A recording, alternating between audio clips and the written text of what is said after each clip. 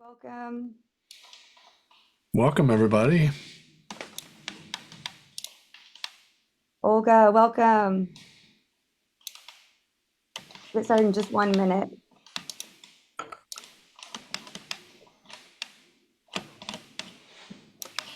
Hey, Scott. Hey, Sherry. Hi, Chris. Welcome. We're going to get started in just a minute. If y'all want to pop your name into the chat, let us know where you're tuning in from. And I'm excited to meet some new faces in the rooms today. Hi, Jay. Hi, JJ. Awesome. Well, just a quick introduction here. My name is Brianna, and I'm with Voltage Control. I am really excited for our guest speaker today. But before we jump in, I wanted to share a little bit about Voltage Control and who we are and what we do for those of you who are less familiar. So at Voltage Control, we help professionals unleash their leadership potential through the power of facilitation. We know today's leaders are confronted with uncertainty and complex change, and we've helped thousands of leaders and coaches through our Facilitation Academy.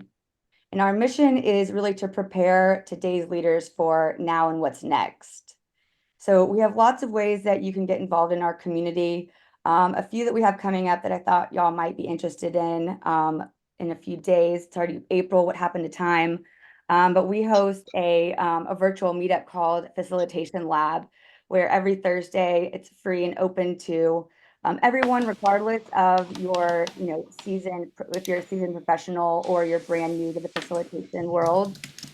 We use this time to really help and teach different methodologies, give folks an opportunity to experiment and evolve their craft in a really safe learning environment. So check that out later this week. We also have a free introduction to facilitation workshop that's on April 10th.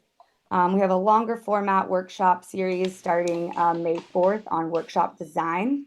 And then our certification info session for anyone that's interested in our summer program is coming up. So we offer a 3-month certification program, and we're going to be hosting that info session on June 6th, along with having a few of our alumni join us. So there'll be an AMA session included there as well. So before I introduce our speaker, I wanted to go ahead and get us into a breakout session so y'all can meet a few people that are here today.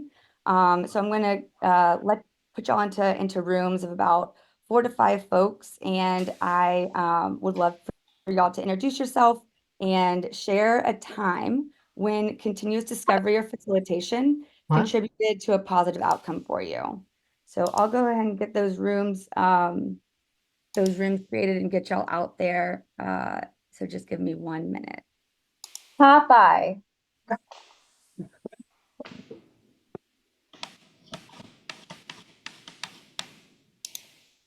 Douglas, I'm going to need your help. Sorry.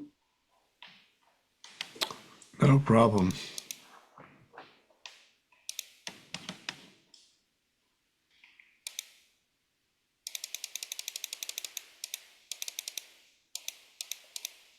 All right, we'll be about 3 people in breakout rooms, and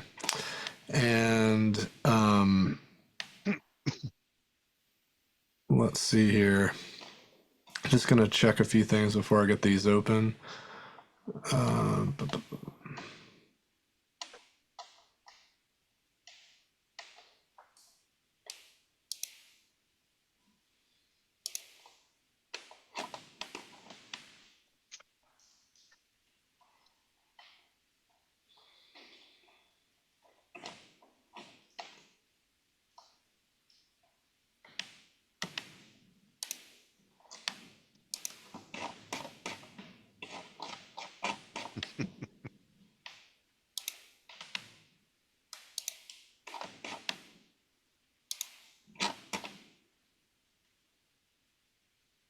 all right.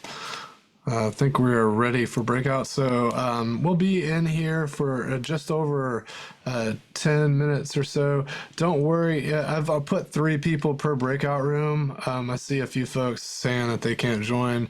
That's just to increase the odds that someone will be there that you can chat with.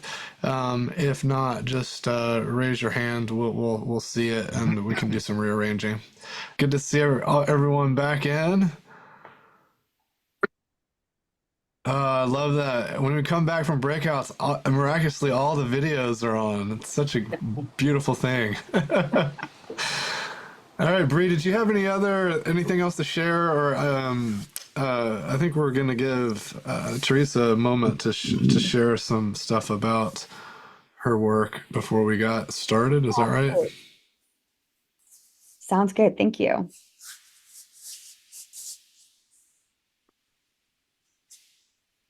All right, do you want to just dive in?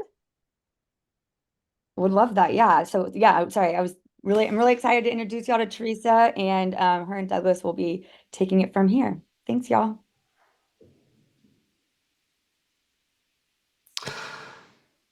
So, well, before we get started, I know we shared a bit about voltage control and what we're up to. Teresa, you want to give us a little bit of just for those that in our community that are less familiar with your work. What are you up to? Where can they find the book? How can they get more involved in your work? Yeah, perfect. Thank you, Douglas. So for those of you that aren't familiar with my work, I work as a product discovery coach. That's a little bit of jargon. It basically means I help product teams make better decisions about what to build by building good feedback loops with their customers. I am the author of the book, Continuous Discovery Habits. I'm really excited to share. I just sold my 100,000th copy in February, which is pretty mind-blowing. So especially if we have folks in the room who have already purchased a copy, thank you. It is amazing. It blows my mind. I also blog at producttalk.org. So I've been blogging for, oh my gosh, almost 13 years now. There's a ton of content there. So if you really are brand new to my work, I'm going to recommend, I'll put this in chat for people, that you check out producttalk.org/ see if I can spell it right. Continuous typing is hard. Hopefully that link works. Which is just sort of the high level. What is continuous discovery? Why are we moving to a continuous model? Why do we need to include the customer? It's really just what I try to do in my work is help teams keep customers at the center of what they're doing day in and day out. I also run an online course business where I basically teach teams how to put the discovery habits that I described into my book into practice. And maybe at the end, I can share a little bit more about those. But that's the high level of kind of who I am and what I'm doing. Excellent. Thanks for sharing. And so I want to dive right in. You mentioned the book, and the book's been pivotal in shaping how teams approach product development, and apparently 100,000 potential teams. I'm sure some of those people were in the same team, but I'm really curious. Could you share what you believe is the core essence of continuous discovery and how it fundamentally shifts traditional product development paradigms? Yeah, I think it starts with this idea of it's really hard to truly know another human, right? Like even our closest friends, our partners, like no matter how much we know another human, there's still more to learn. And I think if we apply this to product work, no matter how much we engage with our customers, no matter how much our organization engages with our customers, there's always more we can learn. And I think if we truly want to serve our customer, we have to be continuously investing in, do we understand what our customers need? Are we building the right things for them? Is there a close match between our solutions and those needs? And then it's not a one-time thing. It's always evolving. Customer needs evolve. Technology evolves. What we're building evolves. So it really is this continuous process of how do we build good feedback loops? How do we make sure we stay on the right track? How do we make sure we're truly being customer-centric? And I think this is pretty different from what teams have historically done, right? I think when The internet grew up. We saw companies take more of an IT mindset to their digital products, where people in the organization that maybe weren't engaging with customers were deciding what to build, giving engineers sort of tickets to resolve. And we built a lot of stuff that didn't quite work. And in the internet, where we can literally instrument everything, we're learning how much of our stuff didn't quite work. And it's been a little bit of a rude awakening. And I think that's what's driving a move towards more continuous discovery. And I think we genuinely want to build the right stuff. We're just learning it's harder than we initially thought. Another thing that I've found striking is how you talk about the collaborative nature of continuous discovery. It's not just, one person does it in a vacuum and then synthesizes stuff and share it out. And so given that it's a collaborative sport, how do you see the role of facilitation within this context? Are there specific skills or approaches that you found particularly effective in fostering this continuous discovery culture? Yeah, it's really sad to me that this is not more common, but I really want to see continuous discovery being done by a cross-functional team. So at most companies, that's going to look like a product manager, a designer, and a software engineer working together when deciding what to build.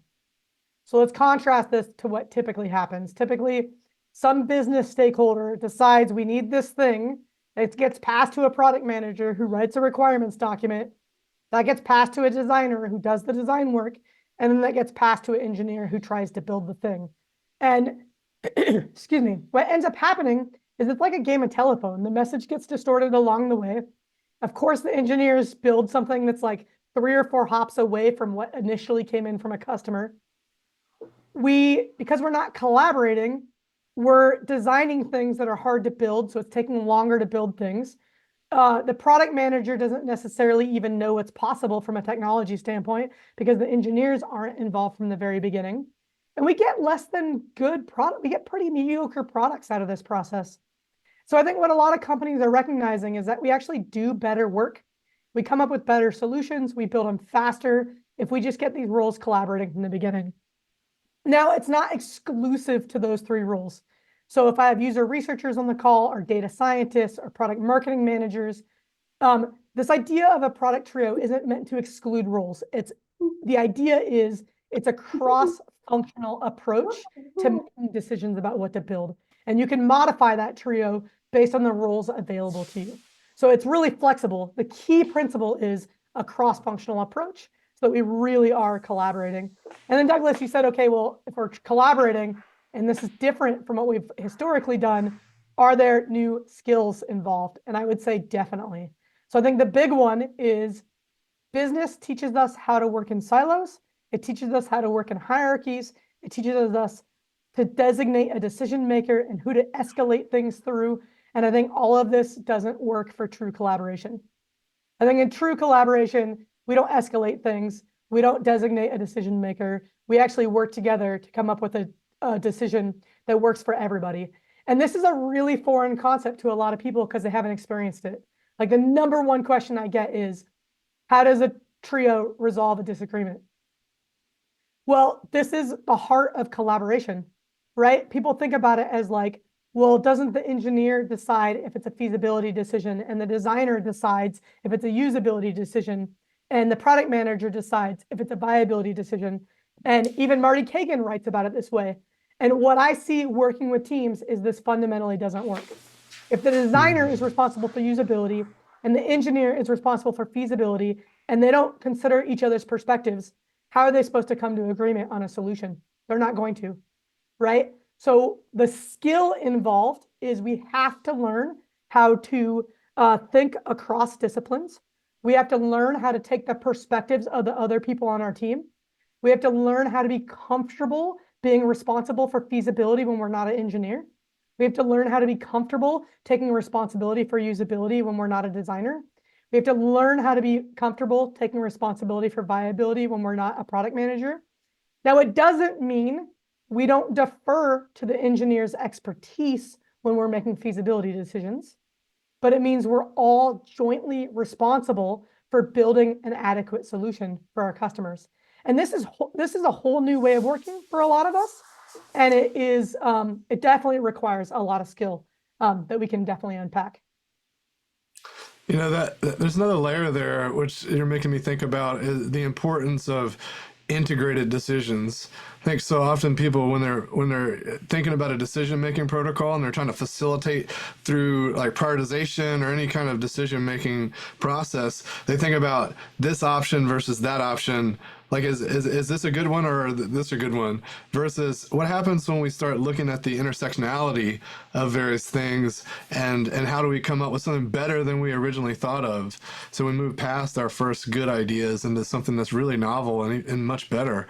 How have you seen that play out when teams are thinking in these ways of, it's not just what the engineer thought of, it's now when we're combining all of our ideas in novel ways that we find something really new and great. Yeah. So the first thing in all of our courses, we follow this pattern that I recommend teams adopt, which is when you're doing anything, and I literally mean anything. This could be experience mapping, story mapping, brainstorming, designing assumption tests, anything, any work you're doing as a cross-functional team. We teach people to do the work individually first. So take the time. Let's say you're trying to story map a solution. If you're not familiar with story mapping, it's just a way of mapping out what does your customer have to do to get value from a solution. So we have everybody on the team do that individually. So the product manager does it, the designer does it, the engineer does it. Then they come together and they share their individual perspectives. Now, a lot of us grew up in a world where we were taught to advocate for our perspective, but that's not what we're doing here. We're learning to share and explore each other's perspectives without an idea of a winner. We're not going to pick one person's perspective. We're exploring to understand the benefits of each individual perspectives.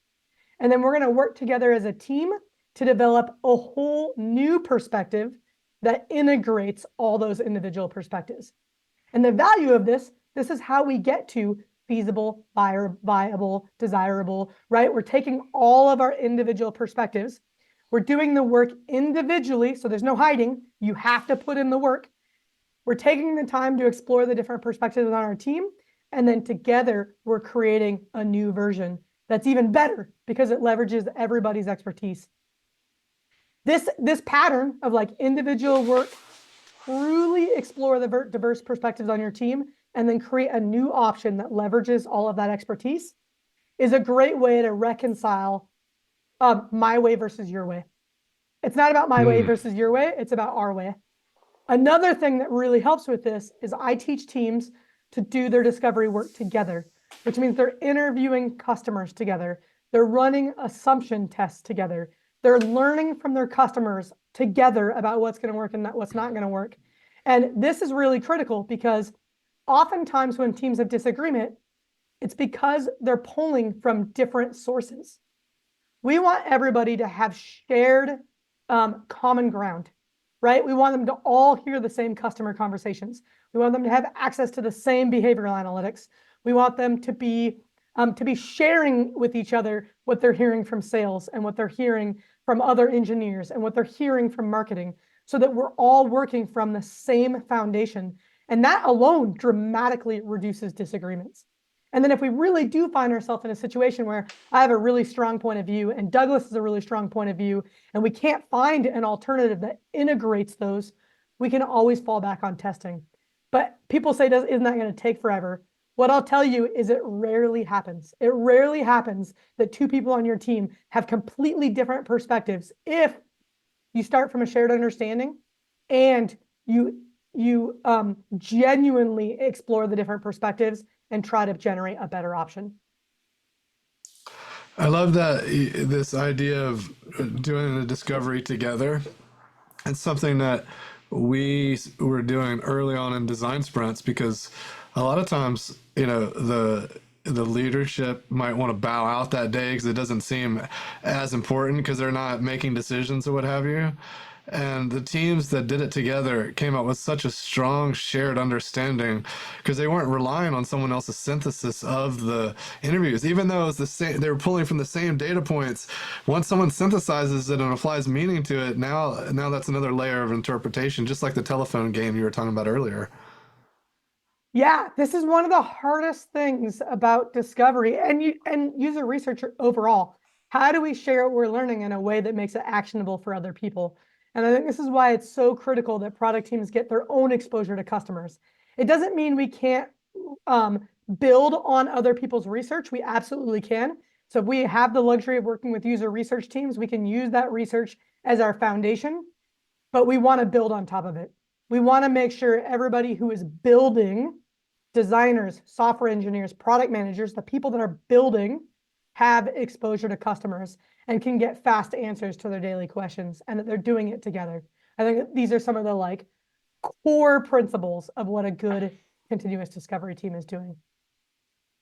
Well, let's pivot a little bit tactical and talk about, are there any actionable or practical facilitation techniques or exercises that teams can employ to start enhancing their discovery process? Yeah, so a couple these tactics are going to sound like they're a lot of work, and they're going to sound like they might make you a little bit uncomfortable. But I'm going to tell you, I've seen this time after time after time. When teams do this, it saves them time. So just take a leap of faith with me and we'll get into the nitty gritty. So the first one I already described, this pattern of individual work followed by group work. A lot of teams skip this. They just want to get together in a meeting and start their story map together. And they think it's going to go faster. Nobody did their homework. We don't have time to do the individual work. The problem is when you just do it all together, the dominant personality in the room gets their way every time. Somebody doesn't participate every time. You've all been in those meetings where the engineer's on their laptop. I'm not picking on the engineer. We've seen it with this. It could be the product manager's emailing while everybody else is discussing, right?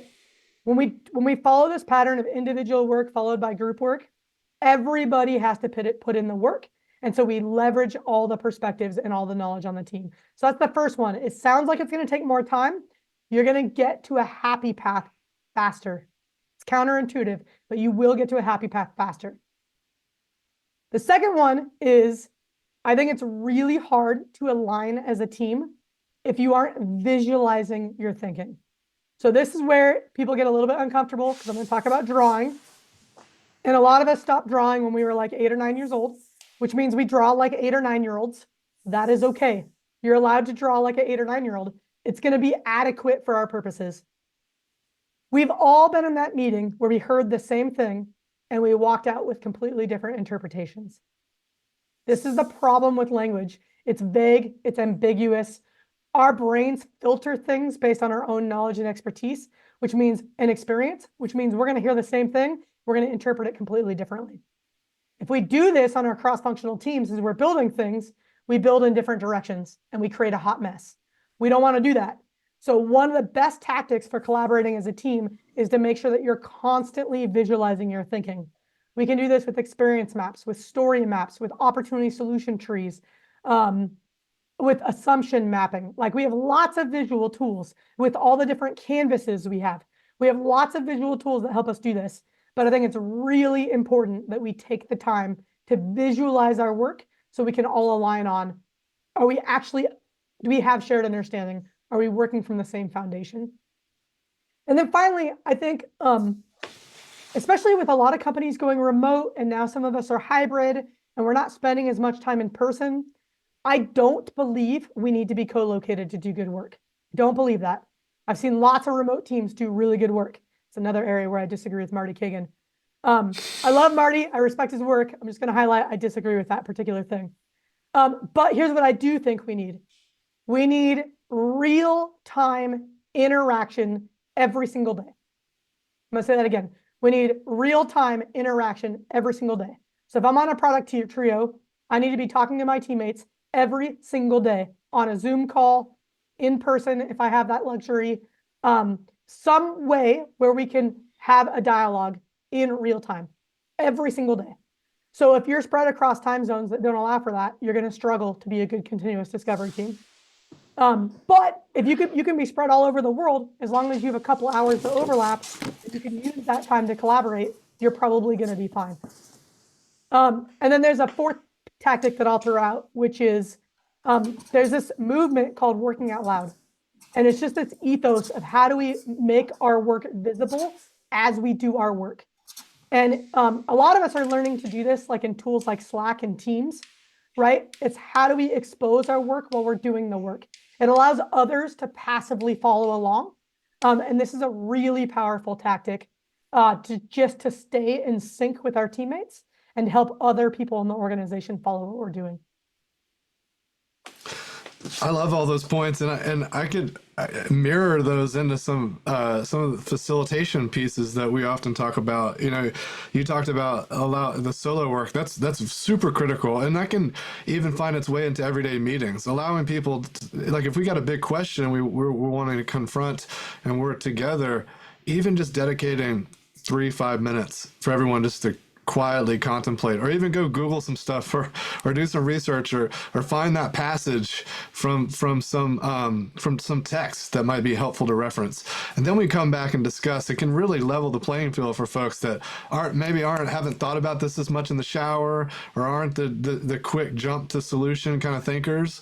So powerful. And you can, so not only for customer discovery, but anytime you're having a meeting about anything, that solo work's really powerful.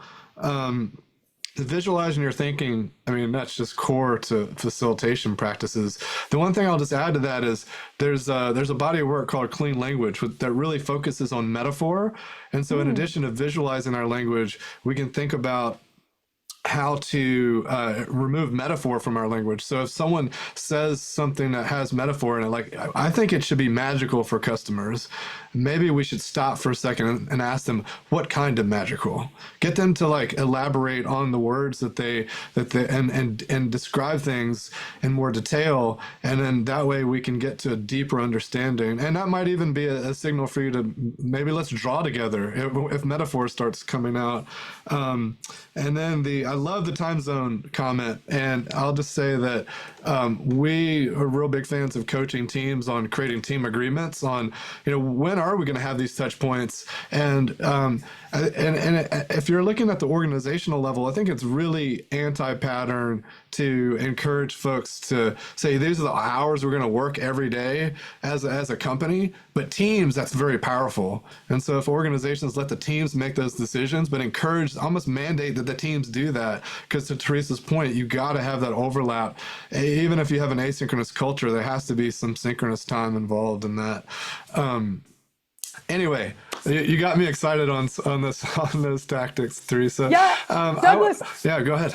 I love that you brought up this idea of like team charters, because this is also something we use in our courses and we encourage teams to do, which is just when you're forming a new team, it sounds so obvious, but take a little bit of time. I wrote an article about this at the beginning of COVID, like how to support teams as they're going remote, but it applies to all teams. Take a little bit of time to just have a conversation about norms, right? When are you going to have your real-time sessions? What's the expectation to responding to asynchronous conversations? What tools are we going to use? Who's expected to use those tools and when? If we're going to follow this pattern of individual work and then teamwork, how are we going to handle it when someone comes to the meeting and they haven't done their individual work? It's going to happen, right? And so rather than having those conversations in the moment every time they happen, just decide as a team up front, like what are our team norms? And then you can always refer to back to that later. I see this save teams so much time. Things like we fall into ruts, right? Where the designer always conducts the interview because that's what we've always done. And the designer starts to develop resentment about that. I don't want to be the one that always has to do this. Or the product manager always takes on the burden of scheduling the interview. These are the things you want to discuss in your charters. Are we going to rotate roles? Who is going to do what? There's always this like not very fun work that we have to do. How do we spread it out? How do we agree as a team? And then I think at least on a quarterly basis, revisit your charter. Definitely revisit your charter if a team member changes. And just think about it as your contract with your team about how we're going to be a well-functioning team together, and you can put anything you want in there, right? It's up to your team to make that contract.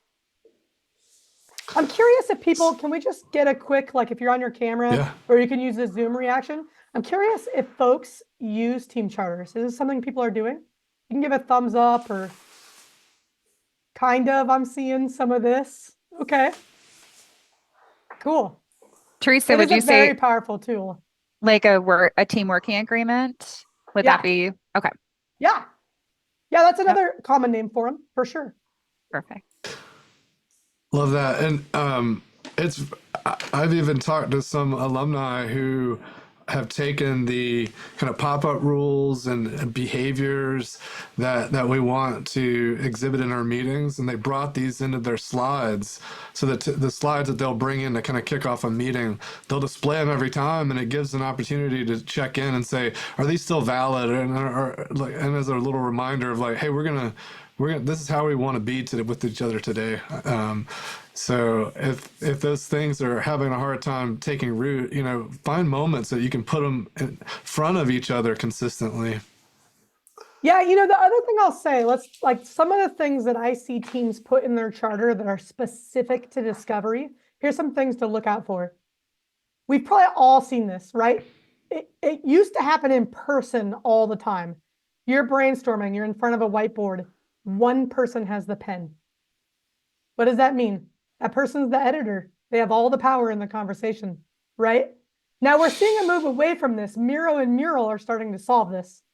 But I'm sure you've also been in meetings where one person is documenting on the Miro board. And there's two sides to this coin. One is they're the note taker and they're taking on all the administrative burden, but there's also power in that, right? And so how do you develop norms as a team? What I would recommend, you should all be editing that Miro or Mural board.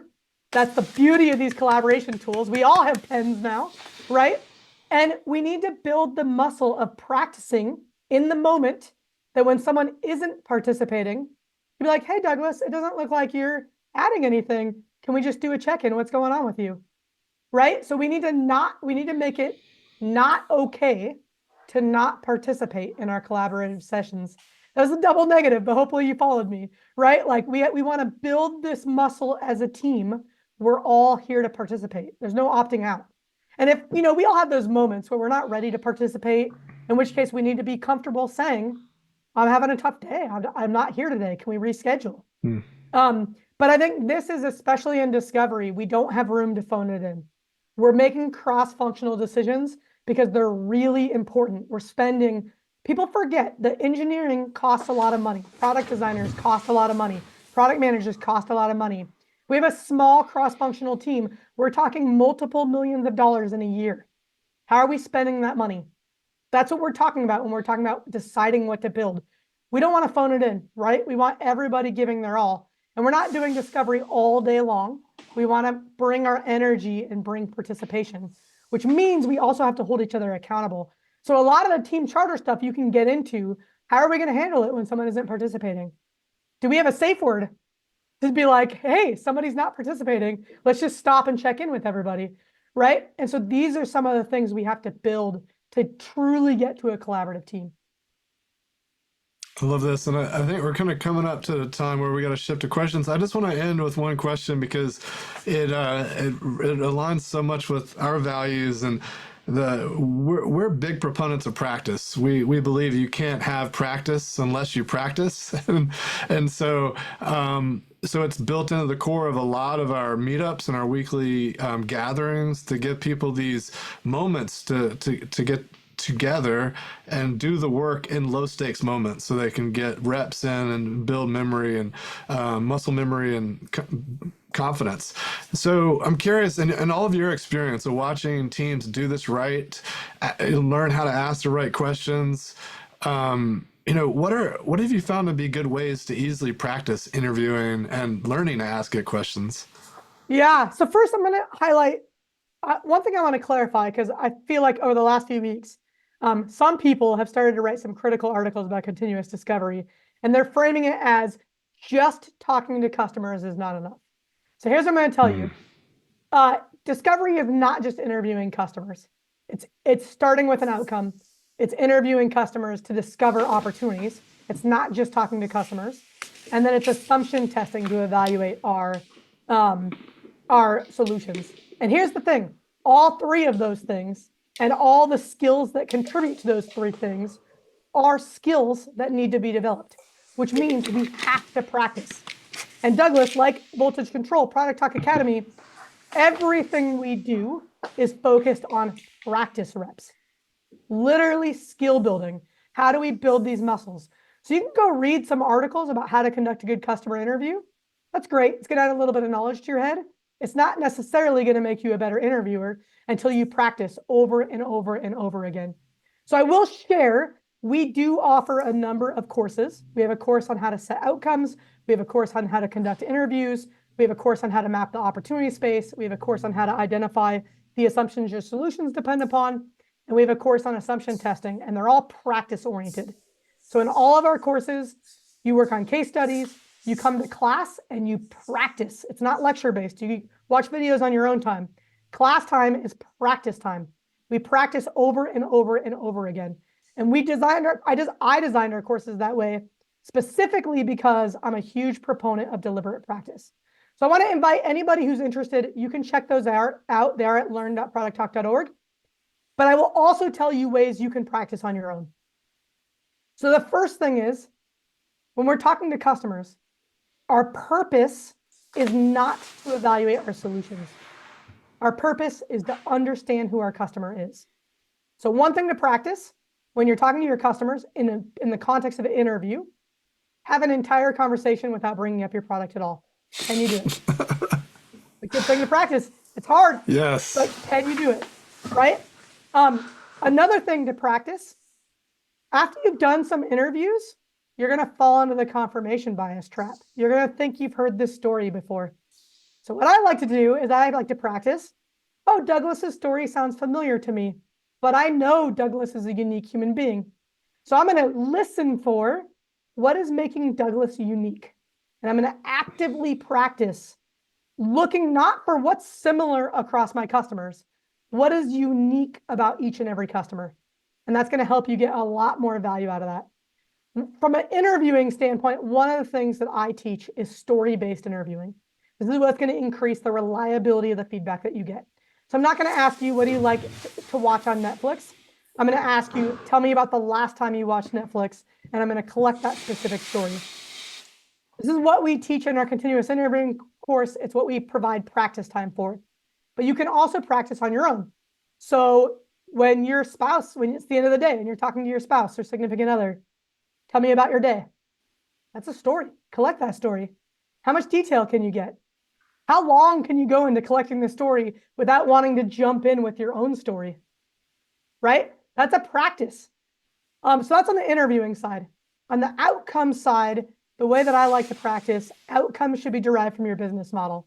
So you can pick any product in the world. You can start to look at, can I map out the business model? Can I look at what are the outcomes that are going to matter to this business? And I can just get reps of practice doing that.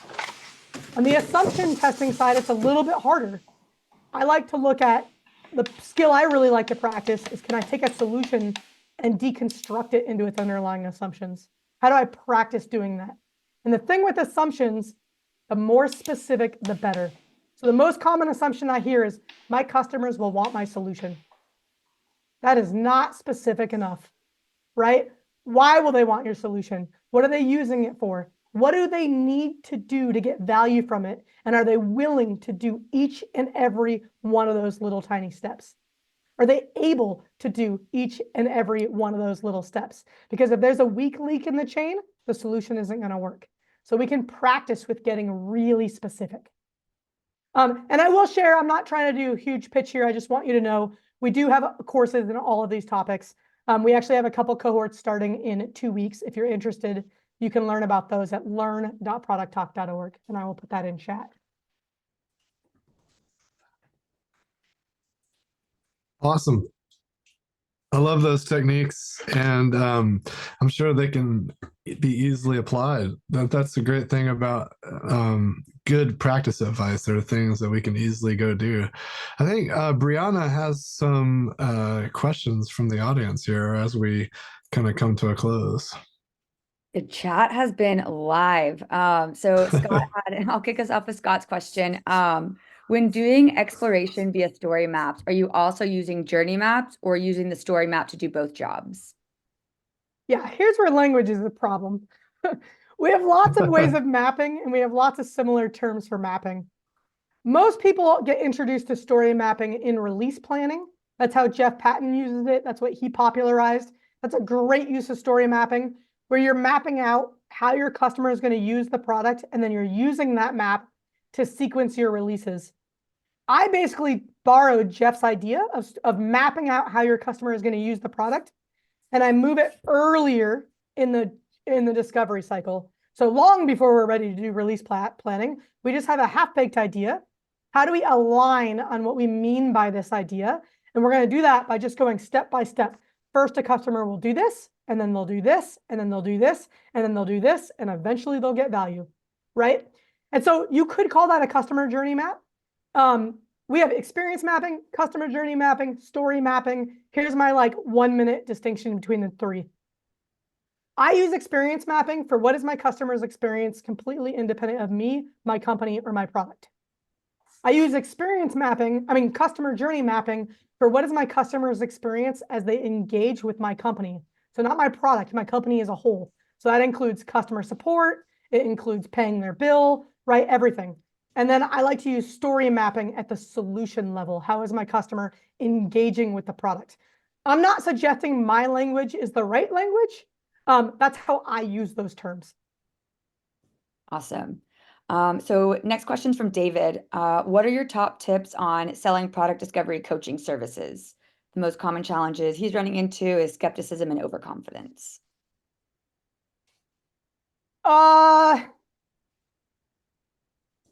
I don't know how to answer this question because I don't know anything about the coach or who they're trying to sell to. So it's a really hard question to answer in the abstract. What I will say when you're selling anything, you really need a very specific ideal customer profile. You need to understand their needs, and you need to make sure what you're offering matches those needs. So if you're a product discovery coach, use product discovery to answer your question. Great. I'll just throw in one real quick thing is the values. Oftentimes, we forget that people have values. So what drives their decision making, and what do they care about? And if you can appeal to those, then they'll more strongly embrace what you have to say. Yeah, absolutely. So from Mike, we have development teams rarely interface with users, yet they have strong opinions on feature requests. How do you break down the barriers between development and the users? You create two things. One, you create a culture that if you want your opinion about what to be built to be heard, your opinion needs to be informed by exposure to customers. Full stop.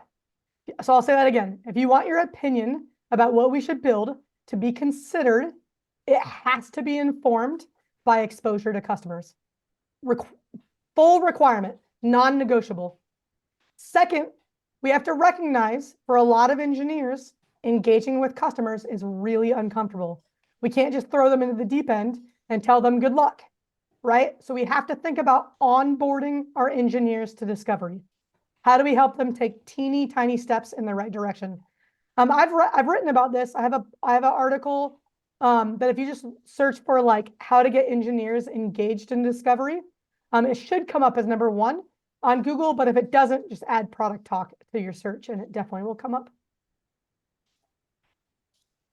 Got one from Mandy. I love the way you distinguish between the business ways of working we've grown up in, hierarchy, escalation, designated decision makers, all these more collaborative, empathetic ways of working. What do you think are the most critical factors that establish the way of working on a given company or team, and the factors that enable change? Yeah, let go of what your company does. Don't work at the organizational level. Unless you're the CEO or the chief product officer, you're wasting your time worrying about what everybody else is doing. So I really encourage you to think about the team level. What can you individually do to increase collaboration on your team? And this could be as simple as, I'm thinking about a hard problem. How do I use a teammate as a sounding board? Start there. Maybe it's as simple as getting curious about what your coworkers are doing. So when we all used to work in an office every day, this was easy. You saw two people standing at a whiteboard, you could go get curious and eavesdrop and join their conversation. Now, when a lot of us are working asynchronously, or maybe synchronously, but remotely, we have to come up with other practices for how to simulate that. I see a lot of teams do things like, we're going to have designated hours where we're quietly working individually, but we're all on a Zoom call. So we can just pop a question over the wall to someone when we need to, right? So this is part of your team charter, is how are we going to also build in some of this serendipity? But I think really, to build collaboration, focus on your team, what's immediately within your span of control, and just look for how do you bounce ideas off of each other more often. A few more that are coming in on the chat. Sibylle, sorry if I'm butchering your name. What's a common mistake you see when teams start working this way? When you start doing continuous discovery and you start collaborating as a trio, things are going to feel slow. It's going to take a long time. You're new to collaborating. You're in the storming phase as a group. I don't care how long you've been working together as a group. This is a new way of working. You're going to storm. It's going to feel slow. You're going to feel like this is impossible. It's never going to work. Don't confuse the learning tax, the time it takes to learn to work this way, with the time it will eventually take to work this way in the long run. Too many teams give up early because it is hard. Collaboration is hard, but the more practice you get, the easier it is, the faster you'll go. I'm going to ask the last question, which I'm also very interested in. David wants to know how you're using AI to assist in your discovery work, if at all.